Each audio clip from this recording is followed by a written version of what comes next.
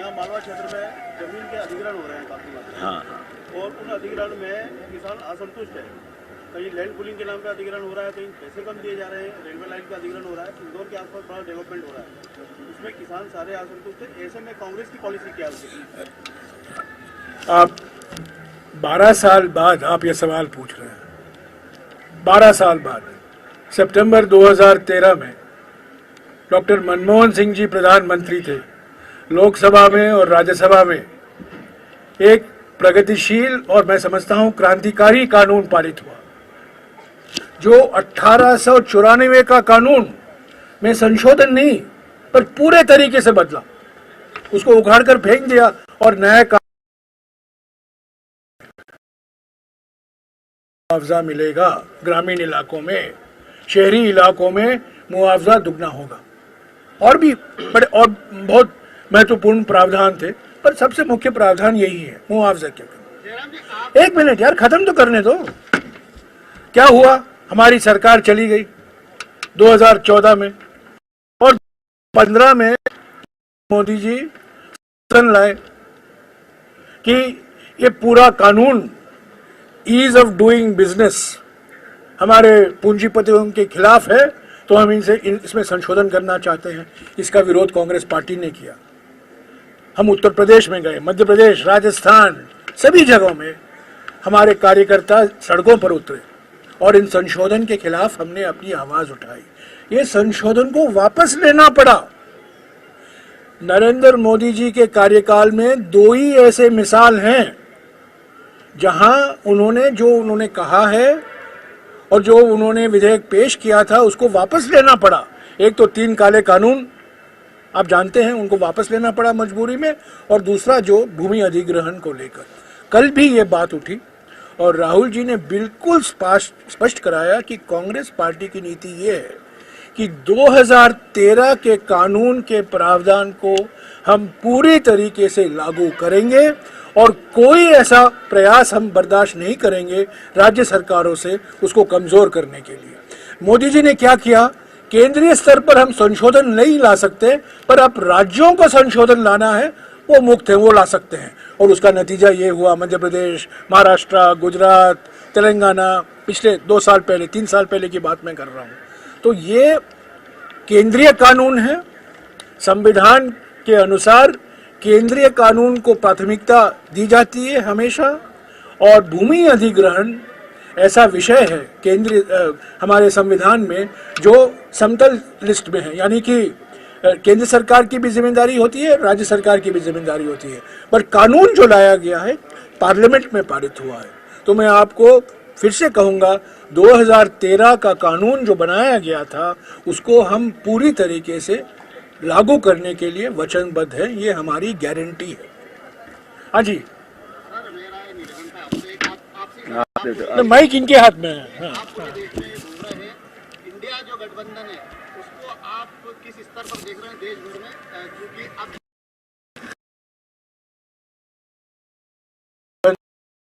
23 जून को पटना में हुई, उसके बाद बेंगलुरु में बैठक हुई 17 और 18 जुलाई, मुंबई में तीसरी बैठक हुई और पहले, और चौथी बैठक दिल्ली में हुई 19 दिसंबर।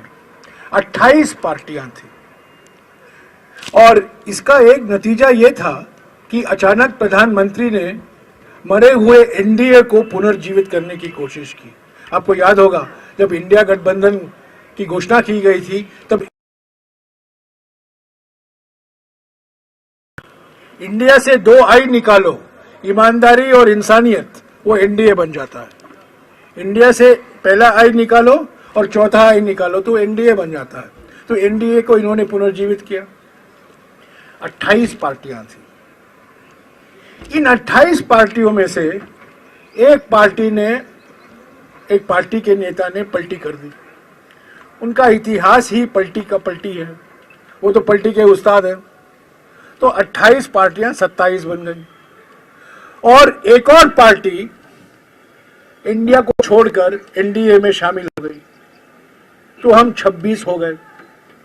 पर मैं कह दूं, ये 26 पार्टियां मजबूत पार्टियां हैं और ये जो दूसरी पार्टी जो गई है असली लोकदल हमारे साथ है, ये नकली लोकदल गए हैं। ये आरएलडी जो है सिर्फ नाम में राष्ट्रीय लोकदल है, पर असली बात यह है कि ये नकली लोकदल है।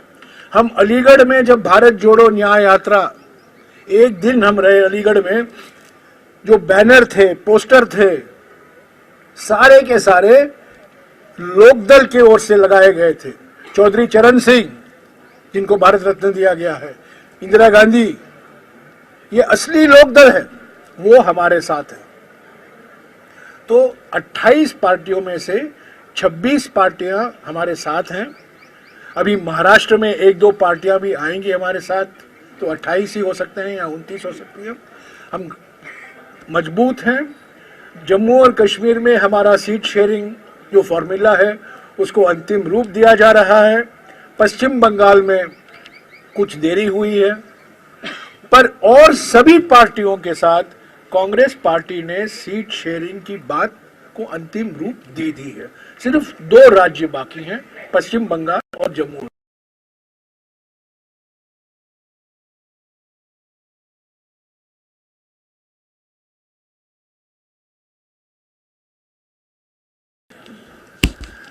Mamata Banerjee is part of the India group.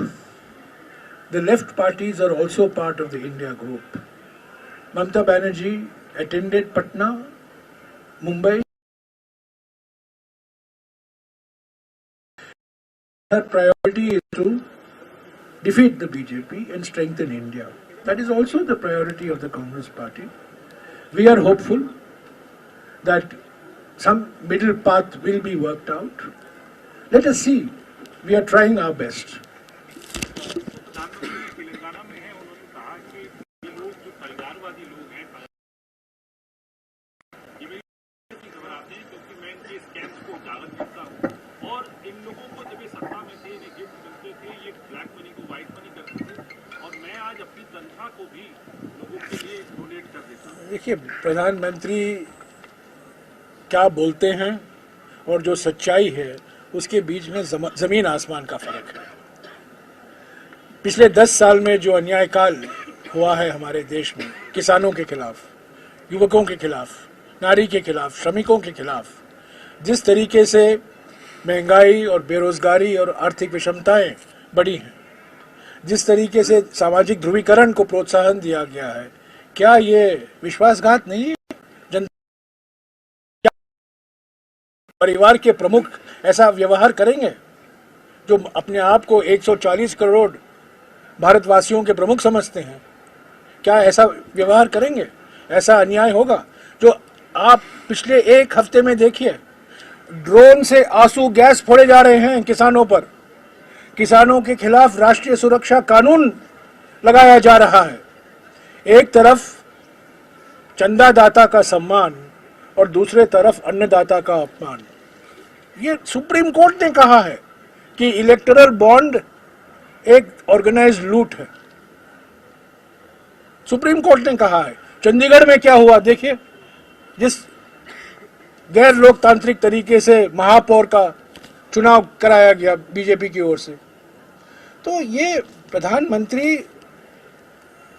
जो कुछ कहते हैं, मैं कहता हूं, प्रधानमंत्री के पद के लिए एक सम्मान होता है, पर सम्मान डिमांड नहीं किया जाता है, सम्मान कमाया जाता है भाषा से, बोली से, अपनी कथनी से और करनी से। पर मुझे अफसोस के साथ कहना पड़ता है कि ना इनकी कथनी ना इनकी करनी हमें कुछ कारण देता है कि हम इनको सम्मान करें। प्रधानमंत्री के पद को हम सम्मान करते हैं, ये बात, इसमें कोई दो राय नहीं होनी चाहिए। प्रधानमंत्री के पद को, पर जो व्यक्ति प्रधानमंत्री के पद में बैठता है, कथनी और करनी दोनों ऐसी होनी चाहिए ताकि सब लोग उनका सम्मान करें। आखिरी सवाल जीतू पटवारी जी से। मध्य प्रदेश में तुम्हारा जो मालवा निवास से तार जोड़ो यात्रा को लेकर के आप यहाँ पिछली बार का उत्साह, क्या रिजल्ट देखा और इस बार फिर से क्या अपेक्षा करते हैं? मैं एक बार फिर कह दूं कि भारत जोड़ो यात्रा जो न्याय यात्रा, चुनावी यात्रा नहीं रही, ये एक वैचारिक यात्रा है। लंबी समय तक हम ऐसी यात्राएं निकालते रहेंगे, क्योंकि ये विचारधारा का मुकाबला है। हम बीजेपी और आरएसएस की विचारधारा, ये हमें पहले करना चाहिए था। मैं स्वीकार करता हूं कुछ देरी हुई है, इस विचारधारा के मुकाबले में कुछ देरी हुई है, पर शुरुआत तो हुई है भारत जोड़ो यात्रा से, भारत जोड़ो न्याय यात्रा से। चुनाव के रिजल्ट कभी हमारे पक्ष में होते हैं, कभी हम हारते हैं। कर्नाटक में हम जीते, तेलंगाना में हम जीते, मध्य प्रदेश में हम हारे, राजस्थान में हम जीत नहीं पाए, शेर इतना फर्क नहीं था। पर चुनाव हारेंगे जीतेंगे। पर एक बात याद रखिए, भारत जोड़ो यात्रा से और भारत जोड़ो न्याय यात्रा से हमारे संगठन में एक नई शक्ति और नई ऊर्जा आती है। हमेशा हमारे कार्यकर्ता सड़क में आते हैं। एक मिनट यार, मुझे बात खत्म तो करने दे, रनिंग कमेंट्री मत दीजिएगा यार। तो हमारे संगठन में, हमारे कार्यकर्ताओं में, हमारे नेताओं में एक नई ऊर्जा आती है, नई शक्ति दिखाई देती है, और एक हमारे नेताओं को भी एक मौका मिलता है कनेक्ट करने का। तो ऐसी यात्रा, ये आखिरी यात्रा नहीं है। हम जीतेंगे 2024 की लोकसभा और उसके बाद कोई यात्रा नहीं होगा, ये नहीं है। ये यात्राएं चलती रहेंगी, क्योंकि ये लंबे समय तक हमें करना पड़ेगा, क्योंकि ये आरएसएस का प्रोजेक्ट जो है पिछले 70 साल से चल रहा है।